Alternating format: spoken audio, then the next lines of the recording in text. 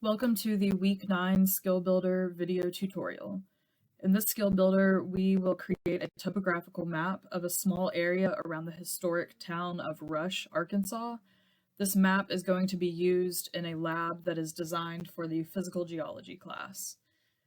Creating this topographical map is going to help us learn a lot of new skills.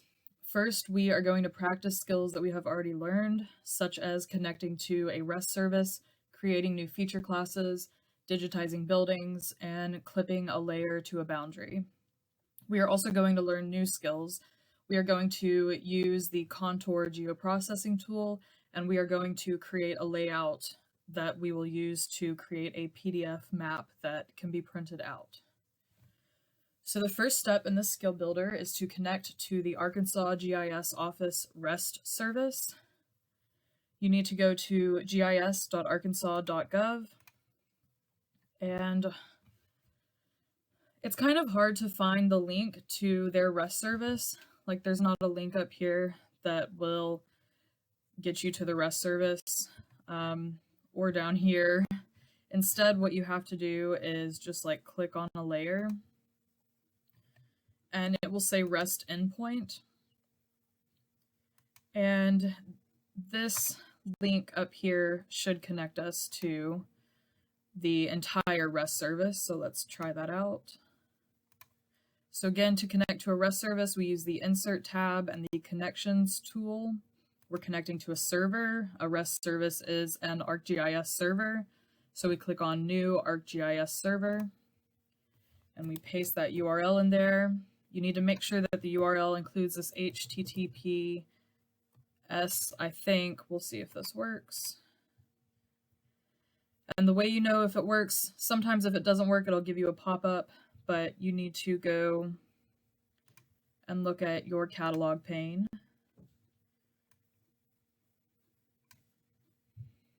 And it looks like we have a connection to a server. So now that we've connected to that server or that REST service, we are going to open up the server and find the appropriate data. What we want is the 2018 DEM, and that is either going to be in feature services,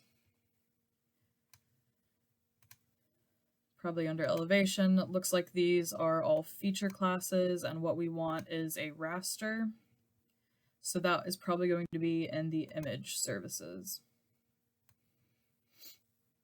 And here's that DEM. If you open up the DEM, you can see that there's all of these separate parts of it, and none of these actually cover the area that we are going to be using today. So instead of clicking on one of these specific ones, I want you to right click on the DEM _1 meter _2018, right click on it and click Add to Current Map. It is going to take a while.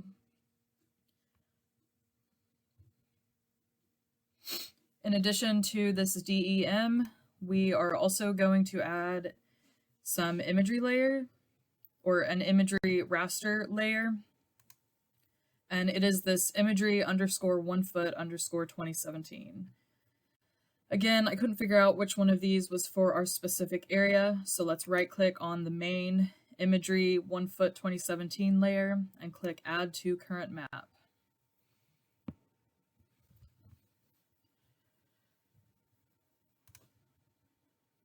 And you can see it has added to our map. So we have our imagery layer here, and then we have our digital elevation layer.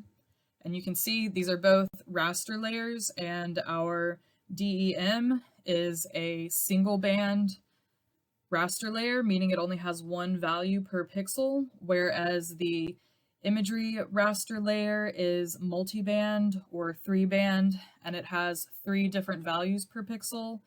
All of them, well, the different value types are listed here: red, green, and blue. These layers are really big and they take a long time to draw within the map view. You may have noticed it didn't take very long to add it to the content pane over here, but it took a long time to get the imagery to load. Like when I pulled up the imagery, now that it's loaded in this one location, it won't take so long. But So these are giant layers, and we only need a little bit of the data for a very small specific area in Arkansas. So what we are going to do is create a boundary layer, and we are going to use that boundary layer to clip both of these raster layers to a more manageable size. So you guys might remember from previous skill builders that to create a new layer, we do this using our catalog pane. And for this skill builder, I want you guys to save your new layer within your database folder. So you need to close the server folder that you had open and now open up your database folder. And underneath that, right click on the geodatabase. That is the item that has .gdb at the end. So right click on that, go up to new, and we are going to create a new feature class. You can name this Rush Boundary.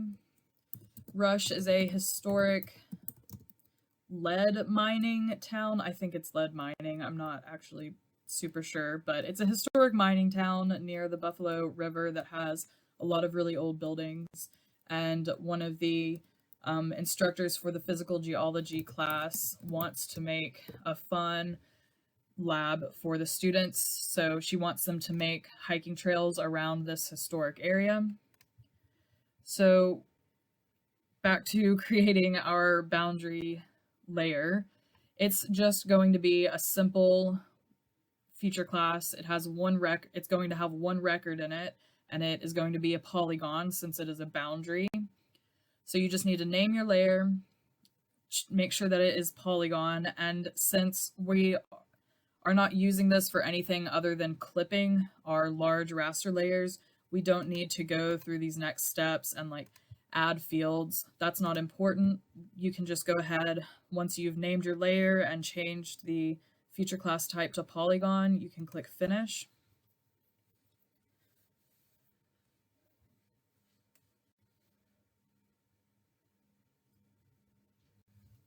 Next, we are going to navigate to the area that we want to create the polygon boundary layer around, and to do that we are going to use the Go to XY tool. That is in our map tab right here, Go to XY. I'm going to type in the latitude and longitude that are provided in step 2 of the SB9 instructions.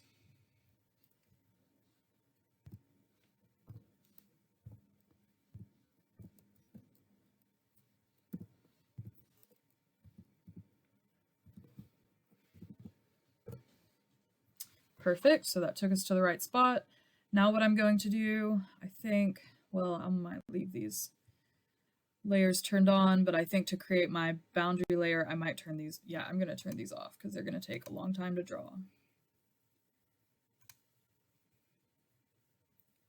So I'm gonna go down here and click flash again.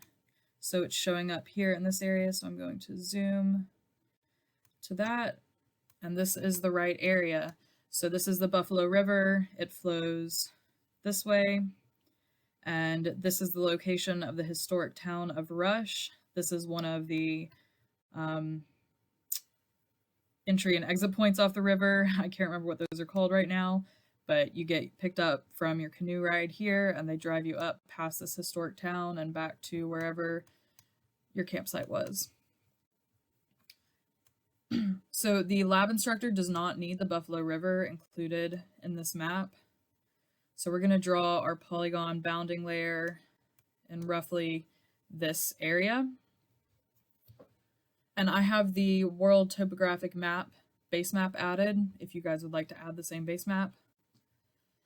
So let's create a new polygon. If you remember from Skill Builder for week 8, to create features in a newly created feature class, you go to the Edit tab and you click on Create, and you need to click on the layer that you want to add features to, and it will only pull up layers here that are turned on in your table of contents. So we're not going to add to these raster layers, and I don't think it will give you that option. Yeah, it won't give you the option to add to the raster layers, but if I had other vector layers in here and they were turned on in the contents pane, they would also be, it would also allow me to create new features for them in the Create Features pane. Okay, anyways, so let's click on our boundary layer and we are just going to create a rectangle. And it's okay if it's a little wider than the area that we actually need.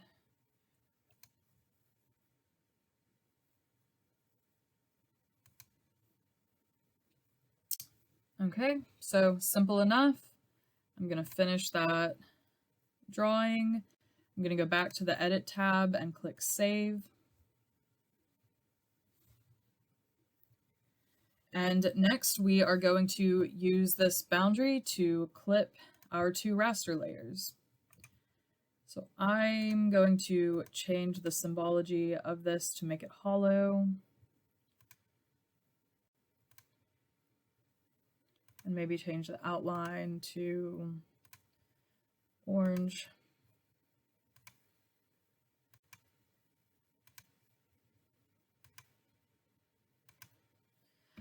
All right, so let's use our geoprocessing clip tool. To do this, you go to the Analysis tab, you click on Tools, and type in clip and hit enter.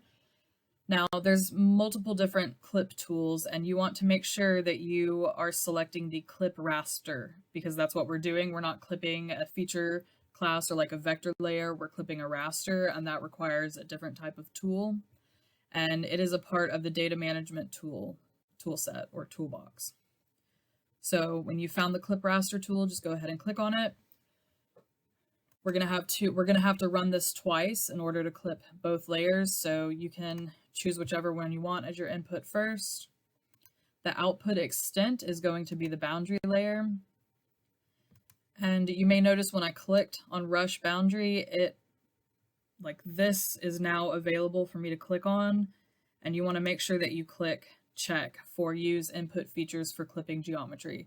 I don't know why this is something you have to check because this is a clip tool and you would think that it would automatically clip by the output, but if you don't check this box, it will not actually run the clip correctly and it will just, the output of this processing tool will be just an identical version of the raster that you input. I was very frustrated. The first few times I was using this tool in Arc Pro, it works differently in Arc Map.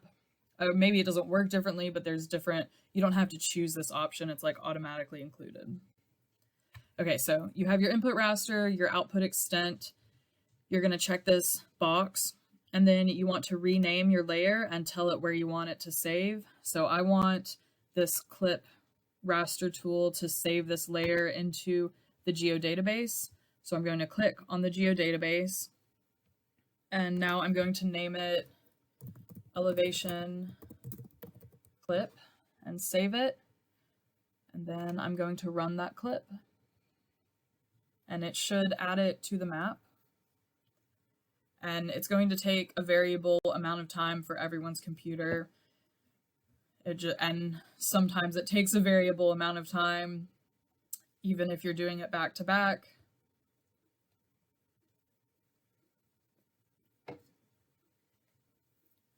But we're going to let that run for a minute, and then I will come back and show you guys the next step.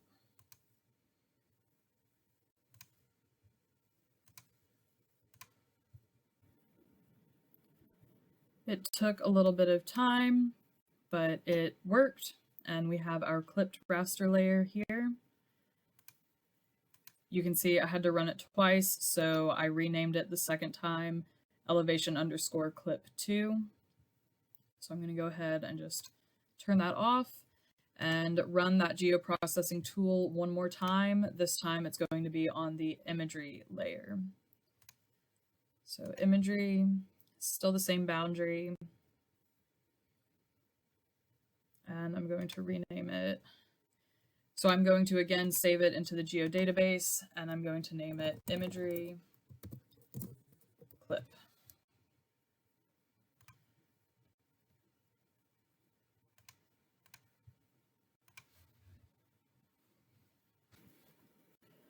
So the clip on the imagery layer finally completed. It took maybe 3 or 4 minutes. which is surprising it didn't take that long the last time I did this. Okay, I'm going to get rid of this XY tool real quick.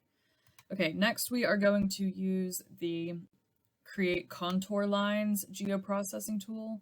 So you can go back to the Analysis tab and click on Tools, and it is going to pull up this geoprocessing pane that initially pulls up with our favorites. You can also navigate to a specific tool using the toolboxes, or you can just type in the name of the tool. So type in contour, and there's a couple different contour options. The one that we want is to create a feature class of contours from a raster surface. Now there's two of these, and the difference is that this one with spatial analysis tools in parentheses, that is for what we are doing. This other one is for a 3D map view, and we are not using a 3D map view. So make sure you click on the contour that belongs to the spatial analyst toolset and not the 3D analyst toolset. So click on that. It's pretty simple, just like our clip. Our input raster is going to be our elevation. So what we are doing is we're using an elevation raster layer to create a vector representation of those elevation changes. And that is what a topographical map shows, is it shows contour lines showing you elevation changes. And there are a couple features of the contour tool that you may have questions about. If so, I have provided a link in the SB9 instructions document that will take you to the explanation and description of the tool on Esri's website. Sometimes it's helpful just to skim that to see if you can, learn a little bit more or understand it a little bit more thoroughly. So our input raster, again, is our clipped elevation layer. Make sure you're not inputting the initial elevation layer. And notice this tool is smart, and it knows that it can only create contour lines off of an elevation raster. So it's giving us the two elevation raster options. It's not giving us either of the imagery options to choose from. So again, make sure you've chosen your clipped layer. And again, we are going to save this output feature class to our database folder. And we are going to name it contour 5, because we are going to set our contour interval at 5 feet. And we set the contour interval right here. If you click on the little information, it says the interval or distance between contour lines. This can be any positive number. So I'm going to put 5. And yeah, we just want this simple contour lines. If you go to that link I provided in the SB9 instructions, it does a great job at explaining the difference between the contours and the contour polygon, shell, and shell up. And we can either leave this base contour at 0, or we can see here in our elevation layer that the base elevation for this clipped layer is 137.54. If we want to determine if that's feet or meters, we can right click on the layer, go to metadata, and we can read the metadata provided by the Arkansas GIS office. So it says right here in the top of the description that this is a 1 meter digital elevation model. So that means, I'm pretty sure that means that this contour interval would be 5 meters. So we'll leave it at that and see what it returns.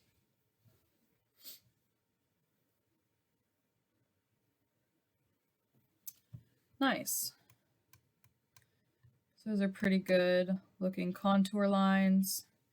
This might be a good interval to use, the 5 feet, depending on how zoomed in we are. And since we don't quite know that yet, let's go ahead and make or not 5 feet, I'm sorry, 5 meters. Let's go ahead and make a 10 meter contour line layer as well. So go back to your geoprocessing. Also, I should mention, you should probably save. The software crashes all the time, and if you don't save that, it might be lost. Although since we saved it into the geo database, you would probably be able to just add it again.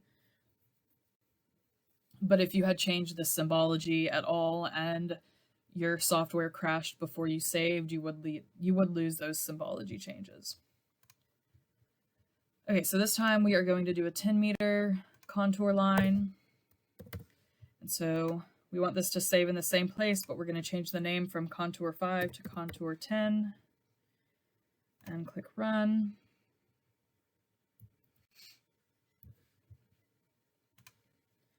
And you can see the contour lines are slightly further apart, which might make it easier in some of these areas for someone to draw in the hiking trails that they want to create for their physical geology lab. There is one thing that I forgot to mention about the Create Contour Lines geoprocessing tool. You have to have the Spatial Analyst extension activated or licensed in order to use that contour tool. So if you get an error code when you try to use that tool that says it is not licensed, please send me an email and I will change your licensing extensions and we will get that fixed. A second thing is I recommend going ahead and removing these initial 2 raster layers that we added just because they're so large. And when you save and then try to open this project, those really large raster layers make stuff take a little bit longer. Next, we are going to use a geoprocessing tool that will smooth our contour lines. This is called the Smooth Line tool, and we're going to try and get rid of some of these bumps and all of this going on here because it doesn't look all that great. So you go to Analysis tab, click on Tools, and in the geoprocessing search bar, type in Smooth. You are going to want to use the Smooth Line Cartography tool. And you can do this twice. You can do it for your 5-meter and your 10-meter contour lines. I'm going to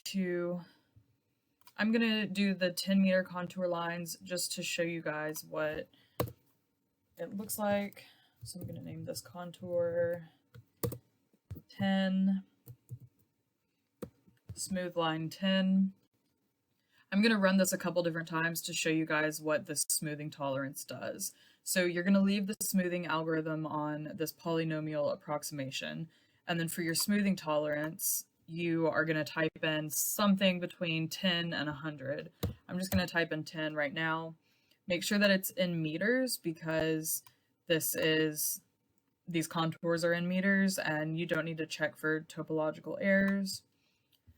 So I'm going to run that, and the lines that it makes are not going to be that much different from the initial lines. So wait, I did 10. Okay, so you can see there is only a slight difference, just a slight amount of smoothing between the two. Oops. So that's the non-smoothed version, and this is the smoothed one. And it looks pretty good to me, but I'm just going to show you guys again. This time I'm going to use a value of 100.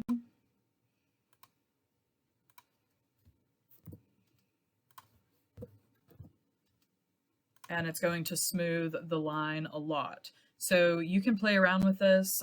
This geoprocessing tool doesn't take very long to run, and you can figure out what you think looks best, what contour line smoothness you prefer. So I'll turn the unsmoothed lines on first. I'm going to then turn those off and turn the smoothed 100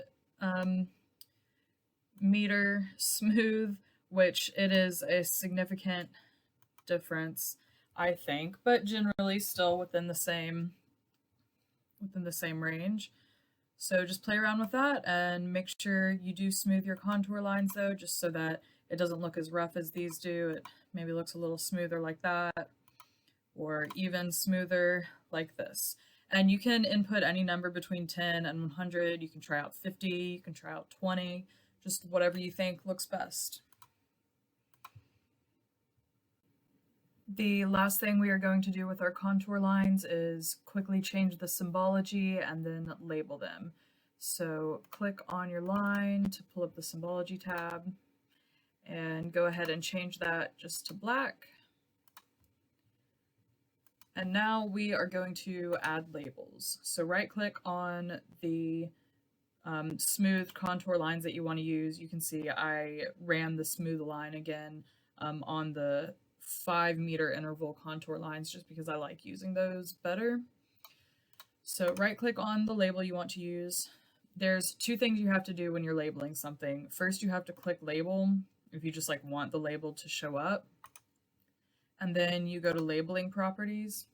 And right now, these labels are not the elevation. As you can see, these numbers don't make any sense if it was actually elevation. And when we open up that labeling properties pane, we can see right here under this expression field that it is labeling this feature based on ID. And instead we want to label it based on contour. I'm pretty sure contour. Let me open this attribute table real quick.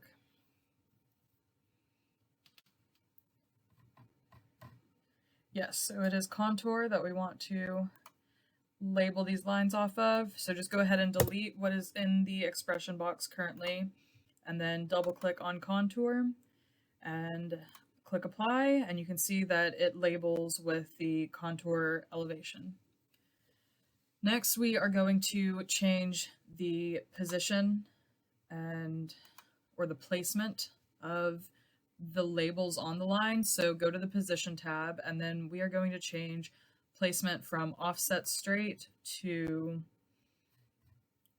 or from whatever it's at, to center curved. So you see now it is on top of the line, which then makes it sort of hard to see the numbers. So we are going to add a halo, which is sometimes also called a mask, around the label numbers so that we can see it a little better.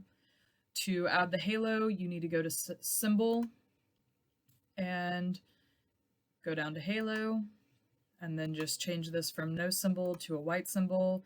Leave it at a 1 point for your halo size, click apply, and there you go. Nice and easy, decent looking labeling. So I'm going to go ahead and turn everything off except this imagery layer. And what we are going to do next, in order for this topographic map to look nice for the students that are going to use it, I think that we should include some polygon outlines of the couple of historic buildings that we can find on this map. And I had a hard time, so I've been to this area before, like I've floated the Buffalo and been picked up here before and driven up this road that you see here. This road runs right along a creek. So you can see the difference here. The road is here, northeast, and then the creek runs below it. So I knew that this road drove you past some of these historic buildings, but I was having a hard time locating their location along the road.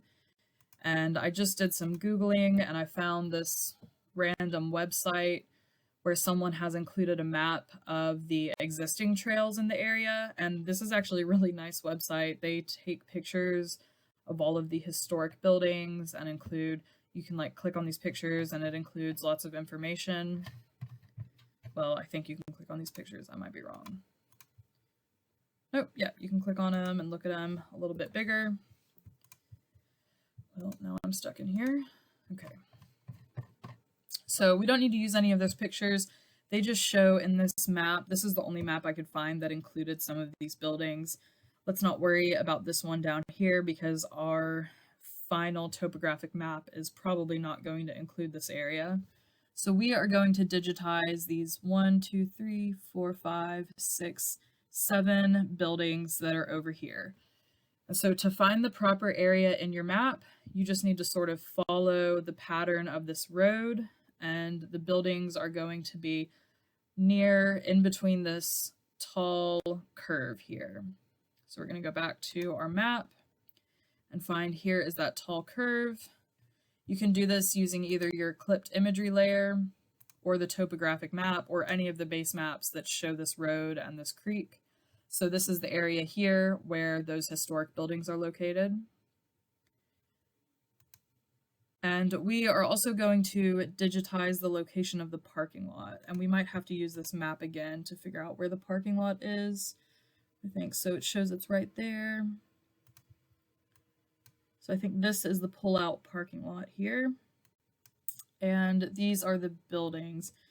This is not high quality imagery. It is, it's 1 meter per pixel, so it's not great, but it's good enough for us to make some little squares that indicate this is where buildings are located. So to do this, we are going to have to create another feature class. And we can just create one, and we can add one field where we indicate if it's a building or a parking lot, and then we can just add categorical symbology to that layer so that we don't have to create 2 layers, one for the 6 buildings and then one for the 1 parking lot. It sort of makes sense for what we're doing to just keep those all as 1 polygon layer. So I'm going to pull up my catalog pane and navigate to the projects database. I'm going to right click on it and click new. We need a feature class, and I'm going to name it, I'll go ahead and name it building outlines. Ooh, I cannot type today. And this is going to be a polygon. Instead of clicking finish, this time we are going to go and add a field so that we can do that categorical symbology. So let's just name it type. It'll be text. And then when we input these, when we digitize these buildings, we're just going to type in here if it is a building or a parking lot. So I'm going to click finish.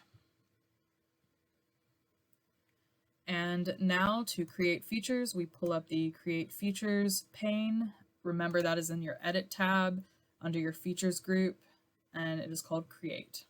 I had it pinned over here from when we did the skill builder number 8. So here you can see what I was mentioning earlier about how only the layers that are turned on in your contents pane will allow you to create features in the create features pane. So if I turn on the rush boundary and open the create features pane again, you'll see that that is accessible as well. But we just want to create building outlines. We're definitely just going to create some tiny little polygons.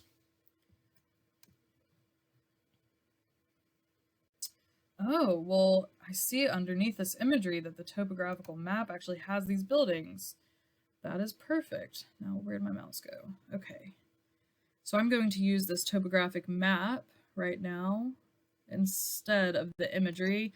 The whole reason we added the imagery layer was so that we could digitize these buildings. I did not realize that this base map had little building polygons on here.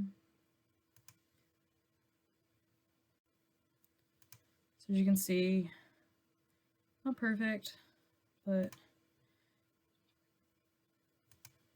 oop, I'm gonna escape from that and try that again.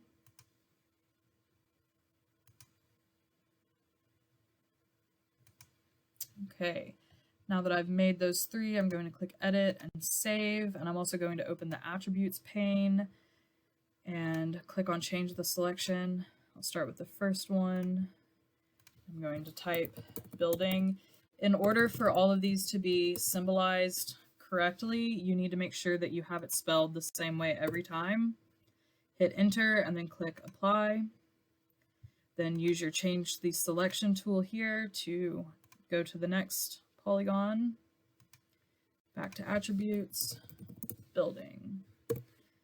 You must hit enter after you've been typing in here in order for the apply option to pop up. One more time.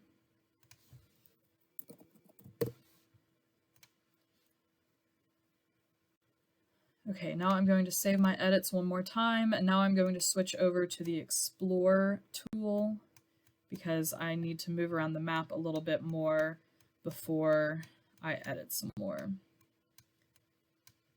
So it doesn't look like, maybe there's one polygon there. I'm going to turn the imagery layer back on and see what that looks like. Looks weird. Let's see if it's included on this map. It is. It says CC. Maybe that's a Civilian Conservation Corps cabin. I'm not sure. It's not important anyways. So we had our 1, 2, 3 So there should be 2 more buildings down here is what this map is showing. So I'm going to use the previous extent button to take me back to that specific area where I was just digitizing buildings.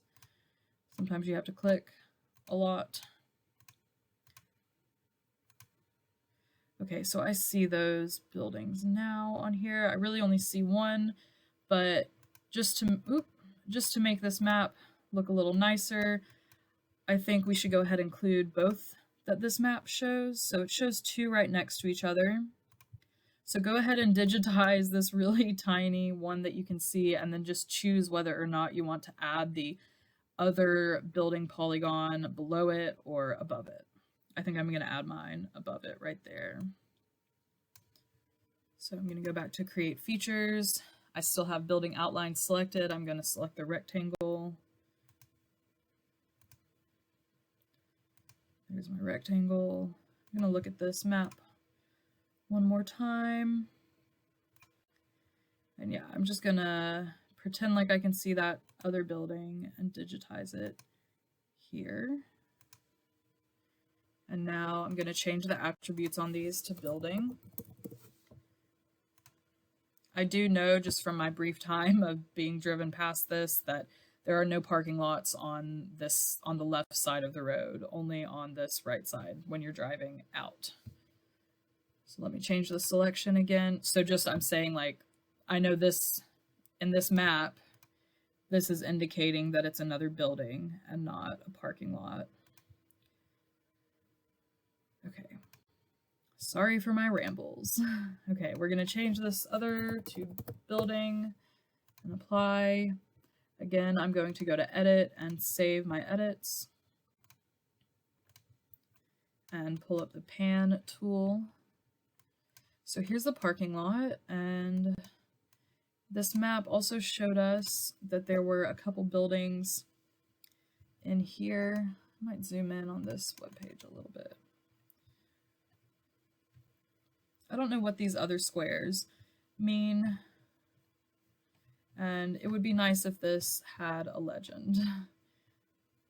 But that is okay. We're just going to kind of randomly put 2 more buildings so that we have a total of 7 digitized buildings and 1 parking lot. So a total of 8 features within our feature class. Ooh, wrong thing. Okay, so let me get one more look at that. So sort of down here.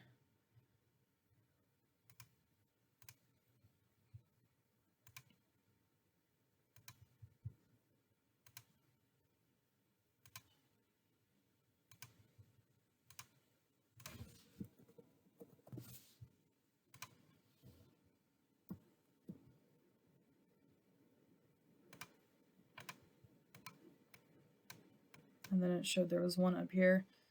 Whew, I swear when I was looking at this imagery earlier, it didn't look this bad, but that is okay. So it's right above that little dip in the road, so maybe like right here.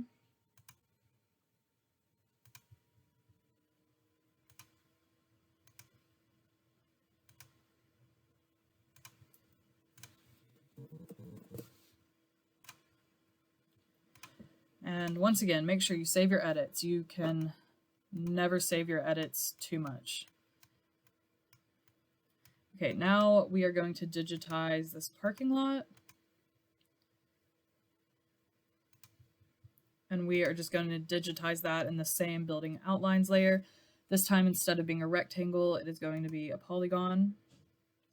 And since this is the road, we're going to start the parking lot layer here. I'm going to go across the layer like here. Now I'm going to change this straight line to a short arc. And if I remember how to use this properly, you click on the middle of where the arc is going to be, and then on the end a little bit. That looks nice. I might now change it back to a straight line for this part here. Looks relatively straight, and then back to short arc. So click on the middle, and now continue the line down to there, and right click and finish, and Doesn't look super pretty, but that is the parking lot polygon boundary that I'm going to go with. Let me change the attribute to parking lot. Apply. And now in our map, we are going to have a legend that includes these. And so what I was not thinking about when I was typing in building was that I didn't have it capitalized, and that might look a little nicer. So I'm going to open up the attribute table. Let me save my edits real quick. I don't need this create features anymore. And I'm just going to update all of these to have a capital B.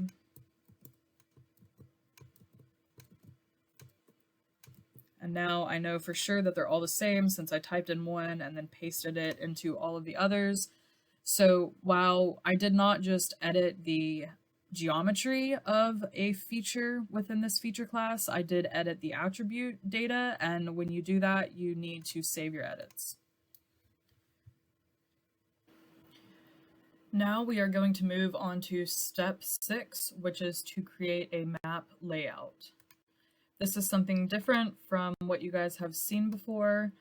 Basically, a layout allows us to create a static image that you can export as a JPEG or a PDF in order to share with people or print out or use for a variety of purposes. And the layout structure in ArcPro is a bit confusing. It's also confusing in ArcMap. It's not the best part of the software, but it is really nice to be able to create a JPEG or a PDF of your map that includes like a title and a legend and stuff. So I have an example of a topographic map that is similar to what our final product will look like. So here's an example from, I think just an individual created this and posted it online to their website about hiking trails in Arkansas and Oklahoma. It's actually a pretty cool website, and he did a decent job on this map. So to get started, we are going to add a layout view to our map view. In this area, remember this middle part where we are actually looking at the imagery and the vector layers, that is our map view. So to insert a layout view, you're going to go to the Insert tab. Underneath the project group, you'll find New Layout, and you can see there's a ton of different options for layouts. And this is really handy because sometimes if you're working for a business that like has engineers, you'll need to print out a large map, and it will let you choose a large size page to work with so that it's easier to add a ton of stuff to the map. But just for this project, we're going to do a landscaped letter size layout. And so this is going to give us that landscaped 11 inches by 8 inches layout view. And you can see when you open or when you add a layout view, it's just a blank page. Now what we have to do is insert a map view. I think that's what it's called. Wait, I need to go to the layout tab. And nope, the insert tab. A map frame is what it's called. So we have our map view, our layout view, and then we're going to add a map frame into this blank page. So the insert tab changes depending on if you are in the layout view or the map view. That's why I was just confused a minute ago. I've not used layouts a ton in ArcPro, so bear with me as I walk you through this, please. So again, if your insert tab options change based on if you are in the map view or the layout view. So I'm going to go to the layout view and click insert, and we are going to insert a map frame. Now, if you do default extent, you can see that tiny little red dot there is, oh, now it's loading the full extent. So you don't want to add full extent. I'm going to delete that. Yeah, that worked. Instead, I'm going to insert the extent that I have in my map view. That's what this image to the right of the default extent is showing you. So I'm going to click on that and then draw my map frame. I'm still learning the terminology. So this is a map frame that I just inserted. And in the layout view, you have different navigation options. You can navigate the actual layout view where you can I don't know why it has this, I guess for when you're dealing with really big maps, or really big layouts. So you can move sort of all around like this, which is annoying. And if you accidentally zoom out and you can't get it back to how you like, you go to the layout tab, and in this navigate group, you click on this full extent and it will zoom you back to it'll zoom your layout back to the middle of the layout view. So again, that is, if you've gotten yourself all wonky, you go to layout and full extent. Now to actually change the way, you can see I can't right now change the way that this map is looking in this layout view.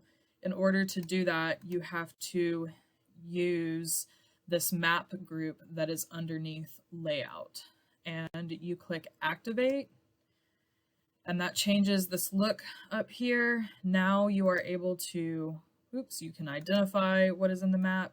You can also move the map around as well as zoom in and zoom out. Now I'm going to show you how to add features into your layout view. It has been a few days since my previous recordings on this, so it probably looks to you like my map has changed. And you can see I don't have my layout view up here anymore. And this is something I definitely wanted to cover, which is if you accidentally click out of your layout view, you don't want to go to insert new layout, because it's not going to add everything that you had done. It's just going to be like a new layout. Instead, the layout is going to be held in your catalog pane. That's one of the features of ArcPro's project format, is that basically everything that you add, every different view is going to be added in here as either a map view or a layout view. So you right click on it and click open, and I have my layout view here. Now I'm going to show you guys how to add a text box in order to add your title, your map credit, and information about your contour interval and scale. So make sure you're in your layout view, and then go to insert, and it's in the graphics and text box. And first off, you can use dynamic text. If you click on it and go, I think spatial reference, it will let you know. There's a way to get this stuff down here to go away. This is all the metadata about your base map, and I think it also includes information about the layers that we clipped, and we don't want that on our map. So there is a way in dynamic text. You have to find the one that is, I think, the base map.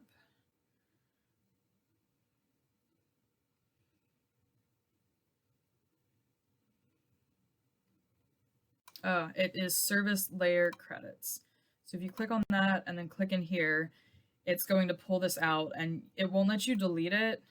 So I just move it over here, and when you print your layout, it's not going to include that. But I tried a couple times earlier to delete this, and it just kept popping back up over here every time I deleted this dynamic text box. So now that we've fixed that problem, that dynamic text problem, we're just going to insert a normal text box. It's just like it is in Word or PowerPoint. So you click on rectangle text, and it is going to allow you to draw in your text box, and you can name your map.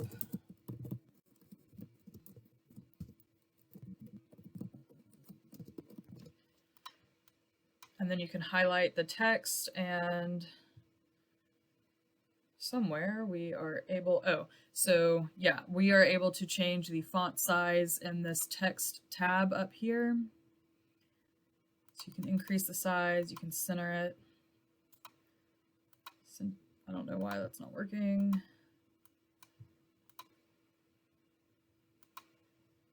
Okay.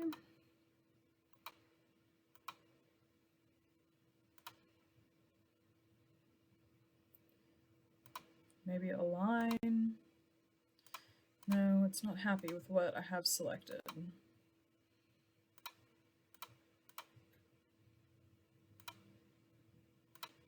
There we go. The beauty of Arc Pro and all of the software is that sometimes you just have to click around a ton in order to figure things out. Now I don't know how to highlight that text again.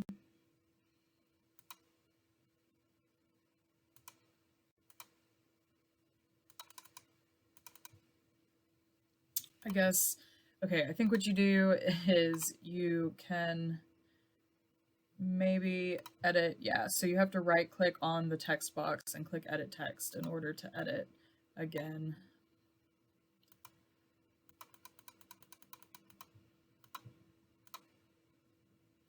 But that seems fine with me. I've already made this map and given it to the physical geology instructor, so this one is not going to look as nice as the one that I have already created.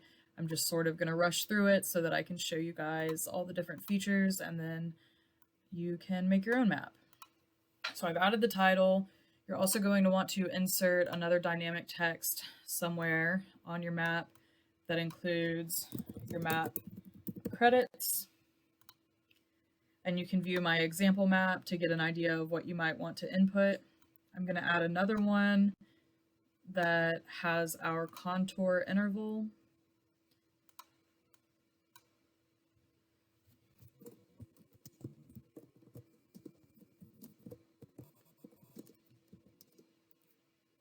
This is the 5 meter.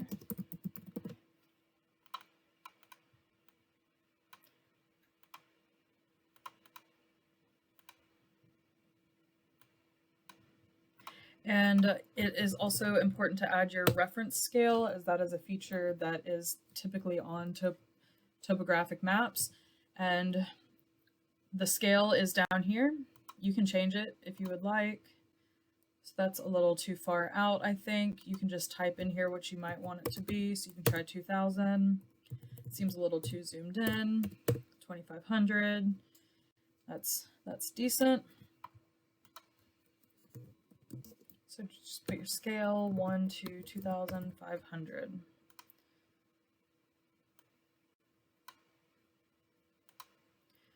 Okay, again, I'm not making this pretty because I've already spent quite a lot of time making a nicer map for the class.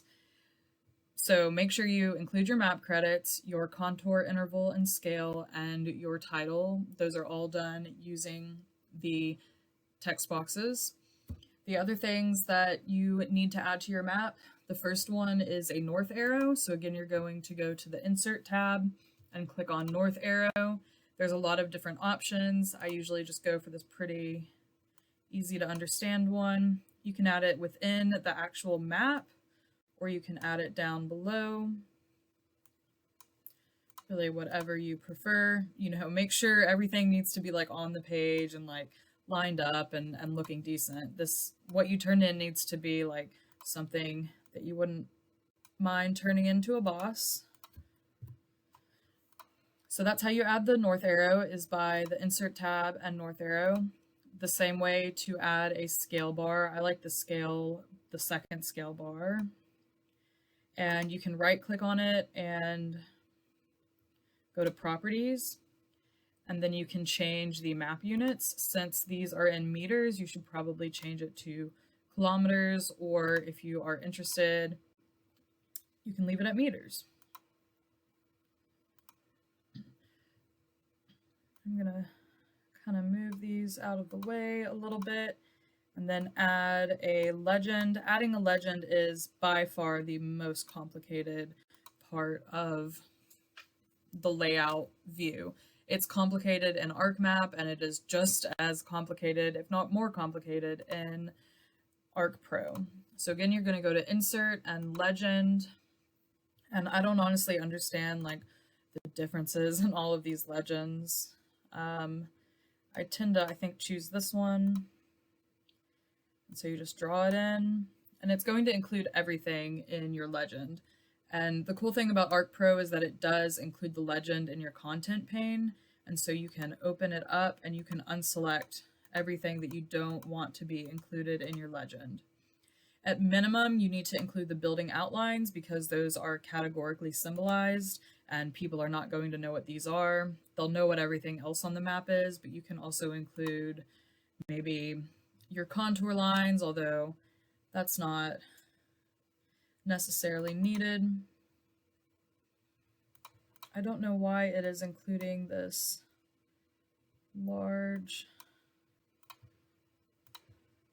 this like red, these red dots.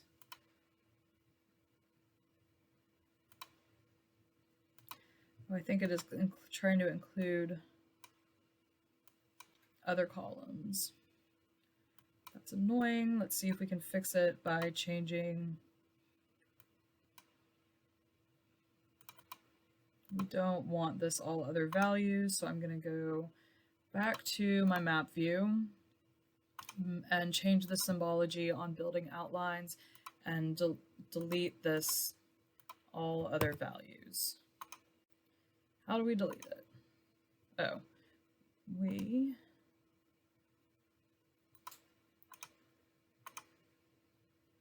yeah, you just have to right click on it in the right spot and it will delete the all other values. I'm going to go back to the layout view. So it doesn't have that anymore, but it's still got those annoying 3 dots.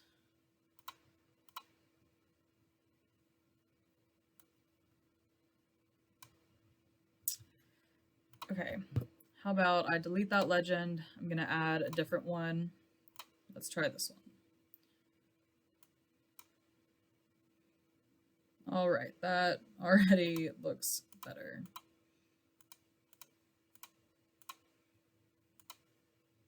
There you go. Okay, so that is a much better legend. It doesn't have that those weird red dots on the bottom. What I am going to do is maybe try and I don't want it to say building outlines because this is technically a building and a parking lot outline. So what you can do, it's kind of a silly method, but you can just delete the name and it will disappear in the legend. And now I deleted the name in the layout view's content pane. If I go back to the map view, oh, no, it worked for the whole thing. So it deleted the name for the layout view and the map view. So I guess it just deleted that name from the layer altogether, which is fine for these purposes. Legends can be really difficult when you have complicated legends happening. And sometimes the best practice is to duplicate your layers so that you have layers that you're just using for your legend so that you can edit them and like change the name and stuff. Okay, I am not gonna spend the time again messing around with the legend, trying to get it to look nice, because I find it very frustrating and I've already spent quite a bit of time this week doing that. But you guys can see the example of my nicer map that I made. It is included on Blackboard, and I hope that you guys have fun doing this skill builder.